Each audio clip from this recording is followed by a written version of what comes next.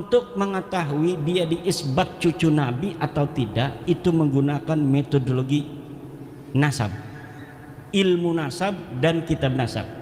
Secara kitab nasab mereka sudah hakul yakin kata orang Irama bahwa mereka bukan cucu Nabi.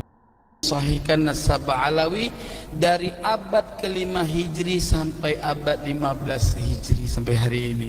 Menemukan kitab Ba'lawi dari abad ke-5 TJ. Gua nggak percaya. So dikit pun gua nggak percaya. Karena nasab dia aja bukan manuskrip zaman dulu, hasil beli. Nah, isbat nasabnya di Tuban. Maka saya katakan, para habaib, ya, kami yang akan terdepan, antum duduk manis aja. Paham ya? Paham. Dan saya tidak mau berasumsi si Qori kenapa begini, tetapi dari awal saya sudah melihat sosok Qori ini tidak konsisten, sosok Qori ini tidak jelas, sosok Qori ini caper, sosok Qori ini pingin kelihatan hebat gitu. Yang saya nilai, mohon maaf kalau memang bukan begitu. Kemudian beliau menjahannamkan. Saya nggak suka ketika dia mengaku sebagai orang yang paham nasab ini itu segala macam, kemudian dengan gaya capernya mengatakan Ba'alwi jahannam. Ba'alwi jahannam. Ba'alwi jahannam. Untuk mengetahui apakah mereka ini nama-nama yang disebutkan sampai Ahmad bin Isa itu sosok historis, orangnya betul-betul ada atau tidak, itu menggunakan pendekatan historis, yaitu melalui menelusuri nama-nama keluarga mereka ini dalam kitab-kitab sejarah. Dan dalam penelitian penelusuran saya mengenai nama-nama keluarga mereka, dari mulai Abdurrahman Segaf,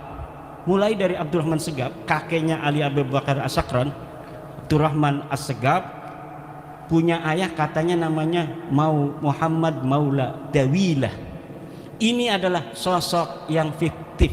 Dari mulai Muhammad Maula Dawilah punya ayah Ali Sahibud Darak, Ali Al-Ghayyur, Faqih Muqaddam, Ali bin Sahib Mirbat bin Ali Qoli Qasam bin Alwi, sampai Ubed, itu semuanya sosok ahistoris. Orang fiktif yang namanya diurut begitu saja demi untuk mencapai ketersambungan sampai Ahmad bin Isa yang sudah sahih sebagai keturunan Nabi. Nasab lo urungkan, lo liatin aja. Hah? Ilmu orang ada. Ya. Betul. Nasab orang arti. Betul. Ya. Ngagulnya selangit. Nah. Ya. Insyaallah. Buset. Dawir mulu. Nyari apam gratis. Malu ngapa malu? Kiai Imad, seorang kiai, paham tentang ilmu nasab, paham tentang kitab-kitab, paham tentang sejarah. Jadi saya masukkan beliau ke dalam program. Beliau nggak sama sekali nggak tahu gitu. Terpaksa saya bocorin sedikit. Dan Qori tidak ada. Qori itu ibaratnya dalam dunia olahraga bukan pemain, bukan wasit, bukan pelatih. Dia itu cheerleader. Jadi jangankan bisa diisbat secara ilmu nasab, uang sosoknya aja nggak ada. Bagaimana sih Kiai Imad bisa menemukannya begini Pak? Di Tarim itu banyak orang dulu. Faqih Muqaddam itu 653 Hijriah. 653 Hijriah di Tarim itu banyak ahli-ahli agama, ulama-ulama besar. Ada kitab-kitab nasab sejarah yang ditulis. Kejadian apa saja yang terjadi di Tarim itu ada. Dalam kitab Al-Yafi'i, dalam kitab Tabaqat Fuqaha Il-Yaman, dalam kitab As-Suluk, semuanya diterangkan. Ada kejadian pembunuhan para fuqaha. 560 Hijriah itu ada penyerbuan dari kerajaan membunuh para kiai-kiai karena perbedaan dalam cara pandang keagamaan. Tapi tidak ada satupun nama-nama yang disebutkan ulama baik yang dibunuh maupun tidak dibunuh dari keluarga Ba'alwi. Kenapa? Karena memang waktu itu mereka tidak ada di Tarim. Adalah merupakan salah satu bentuk tugas saya, yang mana dulu-dulu antum lihat bagaimana saya menghancurkan hati-hati Ba'alawi dan habaib semua. Keliling kampung nih, liatin aja, tiap bulan gua keliling Bogor, Cianjur. Gua dakwain para kiai supaya kagak percaya Ba'alawi palsu. Alhamdulillah, lu liatin aja Bogor udah mulai goyang nih. Lu kata sama gua. Cianjur udah kena. Rumel orang diterima di Cianjur. Jahanam Mbak Alawi. Jahanam Mbak Alawi. Jahanam Mbak Alawi. Saya langsung membuat antitesis dengan begitu gampangnya, dan alhamdulillah antitesis ini tidak saya ambil daripada sedikit pun. Ini antitesis ini insya Allah mudah-mudahan dicetak ya. Tidak saya ambil daripada dalil Ba'alawi. Saya ambil ifta ini dari di luar Ba'alawi. Jangan dibilang nanti Ba'alawi bela diri. Nah, ini semua ada 102 daftar pustaka, artinya 102 referensi untuk mensahihkan nasab Ba'alawi dari abad ke-5 Hijri sampai abad 15 Hijri sampai hari ini. Dan ini semua ada 102 daftar pustaka, artinya 102 referensi untuk mensahihkan nasab Ba'alawi dari abad ke-5 Hijri sampai abad 15 Hijri sampai hari ini. Dan menemukan kitab Ba'alawi dari abad ke-5 TJ. Gua nggak percaya. Sedikit pun gua nggak percaya. Karena nasab dia aja bukan manuskrip zaman dulu, hasil beli. Nah, isbat nasabnya di Tuban. Ya, itu Bin. Orang kayak dia, ya kan? Orang kayak dia nggak dipakai di sini di Aceh, Bang. Orang plimplan. Kalau di Aceh namanya orang 7 galeho. 7 kali zuhur dalam sehari. Orang di mana-mana dalam satu hari zuhurnya 1 kali. Nah, jadi aku nggak nganggap dia sebagai bangsa Aceh, walaupun dia keluar-keluar bangsa Aceh, gua nggak anggap. Bangsa Aceh itu seperti apa? Urang sigakeun peten yang meban, sabe semanyang puja Rabbana. Gua teleponan sama dia, harus gua ingatin waktu sholat. Ngakunya ulama Aceh, ngakunya orang suci, waktu sholat gua ingatin. Udah sholat asar, Bang Kori. Oh ya. Kalau memang orang yang ulama, orang yang memang benar-benar menjalankan perintah agama, ya nggak perlu diingatkan. Gue lebih tahu dari kalian pokoknya. Makanya gue ajak live dia buat lucu-lucuan. Ulama Aceh nggak ada ngomongin orang gitu. Misalnya Ba'alawi Jahanam, nggak ada ulama Aceh kayak gitu mulutnya. Kemudian habis natap lo rungkat, lo liatin aja. Kemudian habis itu balik lagi ngejilat. Kalau udah diludahi, nggak mungkin dijilat lagi. Itu bangsa Aceh. Oh, dia entah orang dari mana, gue kagak tahu. Mungkin karena nggak sesuai dengan harapan dia, karena haplogrupnya L. Kalau seandainya haplogrupnya bukan L, J1, oh pasti mendukung Kiai Mat. Allahu Akbar. Hasilnya apa namanya? Tes DNA haplogrup Teguh Said Mudakori LM20. LM20. LM20. Ya, jadi kalau LM20 itu menurut informasi, ya kan? Sesuai dengan umudun nasab. Jadi kalau buku nasab ada. Ya, jadi perjalanan daripada kami cuma gini, saya kan nggak paham ya, nggak paham masalah haplogrup. Tapi menurut informasi dari L itu katanya kan migrasi dari Irak apa gitu kan. Timur Tengah lah kan gitu kan. Jadi umudun nasab saya memang dari jalur Irak gitu loh. Irak, perjalanan Irak, terus Pakistan, terus Palestina, terus Yaman, Aceh. Itu kalau jalurnya itu. Jalur pergerakan Si makanya kalau dilihat dari L ini kan dari jalur Said Ahmad Al-Kushashi ini ke atasnya itu ada masuk dari Gajani, India, ada masuk dari yang disebut Gujarat, ya kan? Terus ke Irak. Nah, cuman yang dari menuju Irak adalah Ali. Dari Ali inilah yang menuju jalur Irak dan ke Aceh menyebarkan tarekat Satariyah. Nah, dari kalau Qori merasa keturunan Imam Ali karena dia haplogrupnya L, ya dia harus mengklaim haplogrup L itu haplogrupnya Imam Ali. Demikian juga Ba'alawi, karena dia haplogrup G, dia harus mengklaim bahwa haplogrupnya Imam Ali itu G. Jadi kalau Qori mengklaim haplogrupnya Imam Ali itu L, maka dia harusnya membatalkan Ba'alawi. Ba'alawi juga sama, kalau dia mengklaim haplogrup G, G32613, G32613, berarti Imam Ali harus G32612 sampai Nabi Ibrahim gitu. Di luar itu, walaupun yang sama-sama G, bukan G32612 batal. Itu kalau mau konsisten dengan ilmu lo ya. Kalau ilmu nasab kan nggak diajarkan di universitas. Kalau ilmu biologi diajarkan sampai S3. Ilmu nasab itu diploma satunya aja nggak ada. Ya, ya buat lucu-lucuan lah. Ya satu haplogrup L, satu haplogrup G, sekarang saling angkat. Tapi itu kan seperti menuduh nenek mereka pesina jadinya. Lu yang satunya haplogrup L berarti dari sperma L, satunya haplogrup G dari sperma G toh. Nggak mungkin Imam Ali dari itu ngeluarin sperma G dan sperma L sekaligus. Kalau Imam Ali L ya semua keturunannya L, Imam Ali G semua keturunannya G. Tinggal mereka si Qori harus mengklaim bahwa Imam Ali L yang sah sebagai Bani Ibrahim, bukan hanya Bani Ali, Bani Ibrahim itu L. Walaupun bukan berarti semua L keturunan ya seperti J1 lah.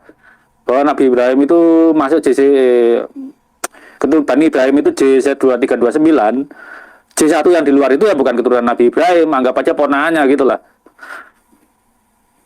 Jadi ya konyolnya orang yang nggak belajar biologian ini, nggak tahu apa meluruskan masalah dengan pengetahuan yang terukur gitu. Biologi kan ilmu terukur ya. Jadi kita buat ketawa aja. Saya kira-kira ya kalau ya beberapa ada yang sadar sih, baik haplogrup G, haplogrup R yang mengaku keturunan Imam Ali juga sadar, artinya kalaupun mereka merasa masih keturunan Imam Ali itu nggak speak out gitu loh. Apa yang mereka jadi tetap ya klaim level keluarga aja lah gitu. Kalau Qori dan Pahlawi ini kan nanti Qori itu dulu membatalkan nasab Pahlawi, sekarang ya entah alasan apa dia balik lagi mengangkat. Kalau orang berilmu ya bisa berubah pendapat kalau ada bukti baru. Nggak ada bukti baru akhir-akhir ini. Ya kan? Ya cuma Qori kemarin ikut tes DNA sukarela terus hasilnya L, nggak tahu. Sebenarnya L nggak masalah. L itu nggak masalah. Saya Raja Samsudin Umar itu kakeknya Cenggu itu juga L. Cuma kalau L itu kemungkinan lewat Persia atau lewat jalur perempuan, karena di Persia keturunan Syarifah itu juga dipanggil Sayyid gitu. Jadi kan anaknya Sayyid, laki-laki itu Sayyid, punya anak laki tetap Sayyid. Begitu punya anak perempuan, cucunya laki-laki Sayyid, ya tetap Sayyid terus dari sana. Kita aja deh. Jadi kan lucu ya, satu haplogrup L, satu haplogrup G mengaku sama-sama keturunan Imam Ali. Ini kalau mereka merasa nggak ada iktikat untuk meluruskan. Karena kalau satunya haplogrup G, satunya haplogrup L, mereka berasal dari dua sperma yang berbeda satu sama lain. Nggak mungkin berasal dari Imam Ali satu orang, itu nggak mungkin. Udah sunatullahnya begitu. Apa gunanya Allah menciptakan haplogrup segala macam? Kalau mereka nggak meluruskan itu, sama dengan implicitly ya, menuduh neneknya itu peselingkuh jadinya. Zaman segitu nggak ada inseminasi buatan, bang sperma juga belum ada. Ya terserah mereka lah. Kalau mereka merasa neneknya perlu dihormati ya lurusin aja. Mungkin kalau Korea agak enak dikit karena kalau mau rendah hati ya, tinggal ditemukan aja yang titik perempuannya mana. Karena di Persia itu anak-anaknya Syarifah juga dipanggil Sayyid atau Syarif.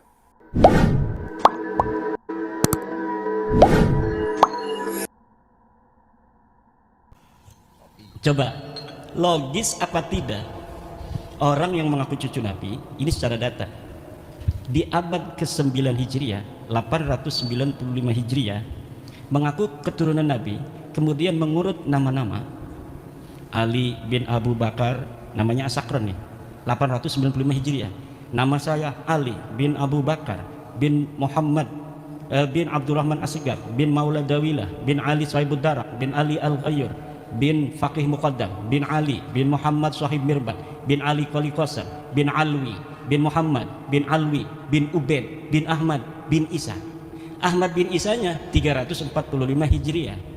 Sementara di abad-abad itu sudah banyak kitab nasab. Di abad keempat katanya Alwi ini hidup 400 Hijriah, berarti abad kelima.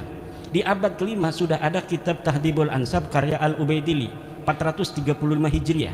Tidak ada di sana mengatakan Alwi ini adalah cucu daripada Ahmad bin Isa. Ahmad bin Isanya disebutkan dia punya anak, kemudian keturunan sampai beberapa keturunan, tapi tidak menyebutkan Alwi ini buyutnya Rizik Syihab itu sebagai keturunan baginda Nabi besar Muhammad. Ada juga di abad kelima itu kitab Muntaqilah At-Talibiyah kalangan Ismail Toba-Toba.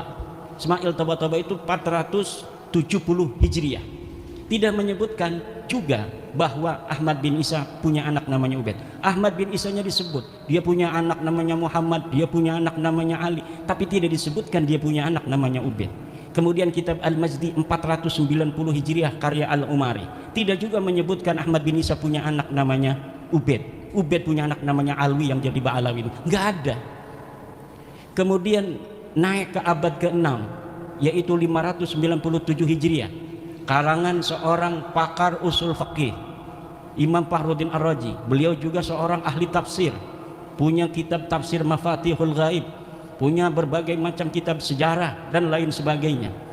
Idza utliqal imamu fi usulil fiqhi fal muradu bihi Imam Al-Ar-Razi. Kalau dimutlakkan nama al-imam, qala al-imam dalam kitab-kitab usul fiqh, itu maksudnya adalah al-Imam Fakhrur Razi. Beliau menulis sebuah kitab berjudul Asy-Syajarah Al-Mubarakah wa hasara fihi anna aulada Ahmad bin Isa Al-Muqibin munhasirun fi salasati bani. Anaknya cuma 3. Siapa? Muhammad, Ali, Husain. Itu 597 Hijriah. Beliau menulis kitab itu. Wafat 604 Hijriah. Beliau punya anak murid namanya Al-Fakhri juga, ngarang kitab namanya Al-Fakhri. Al-Marwazi nama murid beliau, itu 614 Hijriah. Di situ juga disebutkan nama Ahmad bin Isa, dan tidak disebutkan Ahmad bin Isa ini punya anak namanya Ubaid, punya cucu namanya Alwi. Tidak ada, mereka tidak disebut keturunan Nabi pada 614 Hijriah. Kemudian ada kitab Al-Asili 700 Hijriah. Kemudian ada kitab As-Sabatul Muson 787 Hijriah. Kemudian ada kitab Umdatul Talib As-Sugra 828. Ada kitab Umdatul Talib As-Sugra karya orang yang sama Ibnu Ainabah 828 Hijriah. Sampai abad ke-8, abad 9 awal ini tidak ada orang yang menyebutkan ahli nasab itu bahwa Ba'alawi keturunan baginda Nabi besar Muhammad SAW. Padahal mereka sudah ada itu di abad 9 itu, mereka sudah mulai mengaku sebagai turun Nabi. Ali bin Abu Bakar As-Sakran ini sudah mengaku keturunan Nabi di abad 9. Tapi orang-orang Yamannya saja itu tidak ada yang mencatat mereka sebagai keturunan Nabi di abad 9 itu. Maka saya sebutkan ada 550 tahun kosongnya riwayat antara pengakuan dan orang yang diaku. Orang yang diaku 345 Hijriah, mereka mengaku 895 Hijriah, hitung pakai kalkulator 550 tahun. Itu kalau kita mau kasihan. Itu versi kasihan itu 550 tahun itu. Versi yang tidak kasihan dalam ilmu nasab itu, dalam ilmu nasab, sebuah kitab sejarah la yuqaddamu bihalin ala ma yusbituhun nasabun. Ilmu sejarah, sejarawan tidak bisa didahulukan dari apa yang telah ditetapkan oleh ahli nasab. Sedangkan Ali As-Sakran ini ngarangnya kitab sejarah tasawuf dan amalannya. Maka walaupun ada susunan dia menyebutkan nama sampai Ahmad bin Isa, itu sebenarnya dalam ilmu nasab tidak dianggap sama sekali. Adanya nama mereka itu muncul dalam kitab nasab, dalam kitab Tuhfatut Talib 996 Hijriah. Itu kalau dihitung 651 tahun. Cuma dalam kitab Tuhfatut Talib yang menyebut nama-nama mereka itu, Alwi sudah ada di situ tuh. Karena kan mengakunya 895 Hijriah. Kemudian 996 Hijriah ada masuk nama dia. Masuknya apakah berdasarkan maraji? Tidak. Orang yang mengarang kitab itu Tuhfatut Talib namanya As-Samarqandi mengatakan, saya melihat fi ba'dit ta'aliq, dalam sebagian kertas-kertas ta'liq. Jadi bukan berdasarkan maraji dari kitab-kitab, tetapi berdasarkan apa yang dia temukan dari kertas yang ada di pinggir jalan. Dia nemuin aja, wah ada nih bin, masukin aja supaya kitab saya agak banyak lah. Itu hanya begitu saja. Di dalam ilmu nasab, ida urifal wadi'u intafal istidlal. Apabila ditemukan dan diketahui pemalsunya, maka istidlal itu hilang. Nah, kitab Tuhfatut Talib ini tidak bisa untuk dijadikan referensi. Kenapa? Walaupun dia kitab nasab, tetapi penulisnya sudah iktiraf bahwa dia mendapatkannya bukan berdasarkan maraji dari kitab-kitab sebelumnya. Sedangkan di dalam kitab nasab, nasab itu bisa diisbat hanya oleh kitab-kitab nasab. Jadi kitab-kitab nasab yang ada di sejak masa 199 Hijriah, Abnaul Imam fi Misr wa Syam, itu Abnaul Imam kitab aslinya yang kemudian pada abad kelima dipalsukan, katanya ini karya Yahya bin Ismail Toba-Toba, padahal itu karya Ibrahim Toba-Toba yang wafat 199 Hijriah. Itu sudah ada kitab nasab, 199 Hijriah sudah ada kitab nasab, ditulis semua keturunan Imam Hasan dan Imam Husain. Nggak bisa orang masuk-masuk sembarangan. Kemudian ada kitab nasabu Quraisy, ada kitab nasab Bani Quraisy, ada kitab As-Sam'ani tentang nasab, ada kitab Silsilatil Alawiyah 340 Hijriah karya Abu Nasr Al-Bukhari. Tapi di situ bukan masa di mana Ahmad bin Isa hidup. Jadi kita nggak pakai sebagai dalil. Yang kita pakai dalil mulai daripada kitab nasab yang bisa diakses paling tua, yaitu Tahdzibul Ansab karya Al-Ubaidili 435 Hijriah. Jadi kitab-kitab nasab itu sudah menafikan mereka sebagai turun Nabi. Ini kata Hanif Alatas, kalau tidak ada yang menyebut, itu bukan berarti dia tidak ada. Kalau misalnya ada yang menafikan bahwa Alwi bukan cucu Nabi di abad 5, baru bisa diterima bahwa Alwi itu bukan cucu Nabi. Tapi tidak ada orang yang menafikan Alwi sebagai cucunya Ahmad bin Isa di abad ke-5. Alasannya begitu. Kalau Kiai Imad bisa menemukan satu kitab yang menafikan katanya Ubaid sebagai anak Ahmad bin Isa, Alwi sebagai cucu daripada Ahmad bin Isa, baru itu sahih. Kalau tidak ada yang menafikan, tidak, kata saya. Coba lihat dalam kitab tauhid yang kecil aja, kitab Syarah Aqidatul Awam. Kitab apa itu? Karya Ibrahim Laqani. Tuhfatul Murid ya. Tuhfatul Murid. Itu bagaimana? Sesuatu yang sah untuk dinafikan adalah sesuatu yang subut. Sesuatu yang bisa ditiadakan adalah sesuatu yang ada. Kalau sesuatu yang tidak ada itu tidak bisa ditiadakan karena dia sudah tidak ada secara ontologis. Sekarang ada yang tidak hadir. Misalnya istri keduanya Kiai Suparman. Istrinya ada, makanya saya candain. Misalnya Kiai Suparman punya si dua, misal yang hadir cuma permaisuri, ada misalnya namanya Maisaro, misal kok Maisaro tidak ada. Nah tidak ada itu karena memang tadinya ada.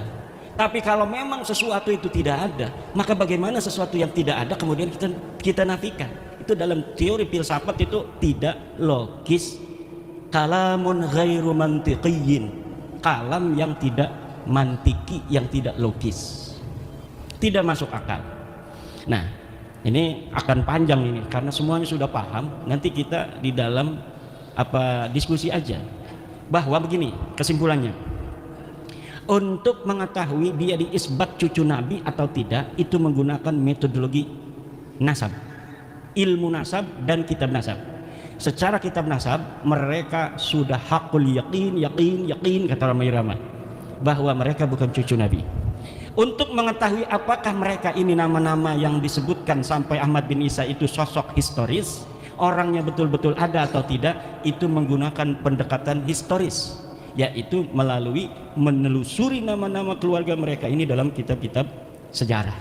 Dan dalam penelitian penelusuran saya mengenai nama-nama keluarga mereka, dari mulai Abdurrahman Segaf, kakeknya Ali Abu Bakar As-Sakran, Abdurrahman As-Segaf punya ayah katanya namanya Muhammad Maula Dawilah. Ini adalah sosok yang fiktif. Dari mulai Muhammad Maula Dawilah punya ayah Ali Sahibud Darak, Ali Al-Ghayyur, Faqih Muqaddam, Ali bin Sohib Mirbat bin Ali Qoli Qasam bin Alwi, sampai Ubaid, itu semuanya sosok ahistoris, orang fiktif yang namanya diurut begitu saja demi untuk mencapai ketersambungan sampai Ahmad bin Isa yang sudah sahih sebagai keturunan Nabi. Jadi jangankan bisa diisbat secara ilmu nasab, uang sosoknya aja nggak ada. Ya gimana sih Kiai Imad bisa menemukannya begini Pak? Di Tarim itu banyak orang dulu. Pakai Muqaddam itu 653 Hijriah. 653 Hijriah di Tarim itu banyak ahli-ahli agama, ulama-ulama besar. Ada kitab-kitab nasab sejarah yang ditulis. Kejadian apa saja yang terjadi di Tarim itu ada. Dalam kitab Al-Yafi'i, dalam kitab Tabaqat Fuqaha Yaman, dalam kitab As-Suluk, semuanya diterangkan. Ada kejadian pembunuhan para fuqaha 560 Hijriah itu. Ada penyerbuan dari kerajaan membunuh para kiai-kiai karena perbedaan dalam cara pandang keagamaan. Tapi tidak ada satupun nama-nama yang disebutkan ulama baik yang dibunuh maupun tidak dibunuh dari keluarga Ba'alawi. Kenapa? Karena memang waktu itu mereka tidak ada di Tarim. Mereka belum ada di Tarim.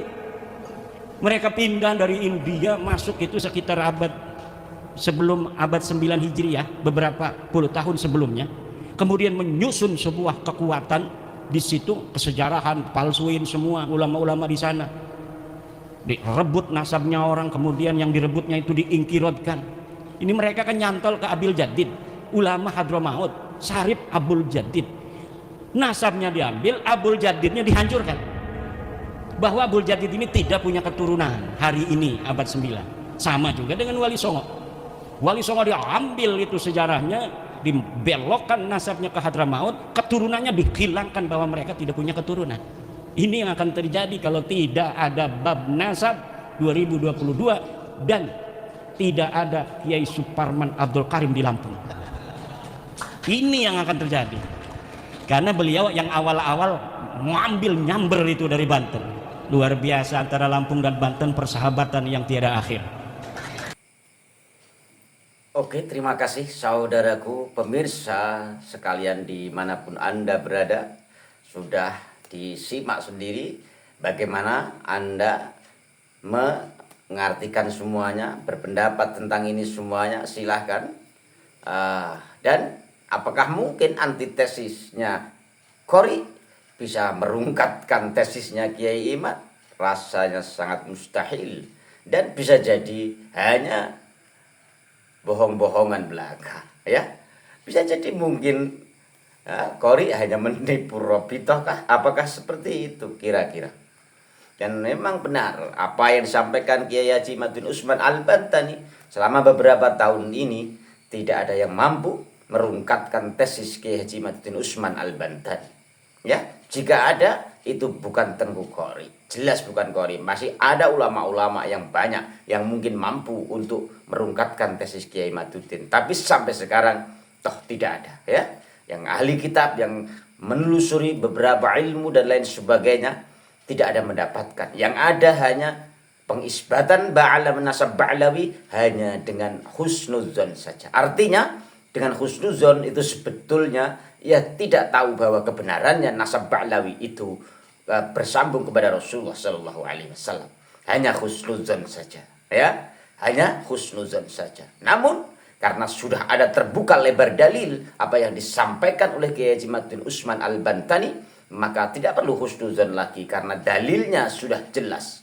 Apa mungkin hujan sudah turun kita berhusnuzon, masih berhusnuzon hujan akan turun, atau berhusnuzon akan panas?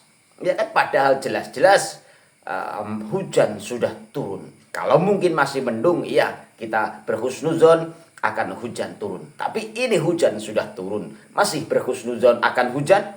Ya, sangat tidak logis, ya saudaraku pemirsa dimanapun Anda berada. Alhamdulillah ada Kiai Haji Imad bin Usman Al-Bantani yang begitu jeli, begitu kuat ilmu beliau untuk meneliti nasab Ba'lawi, sehingga kita paham apakah nasab Ba'lawi ini palsu atau bukan. Ya, itu saudaraku sekalian, mohon maaf kurang lebihnya. Wallahul muwaffiq ila aqwamit thoriq. Assalamualaikum warahmatullahi wabarakatuh.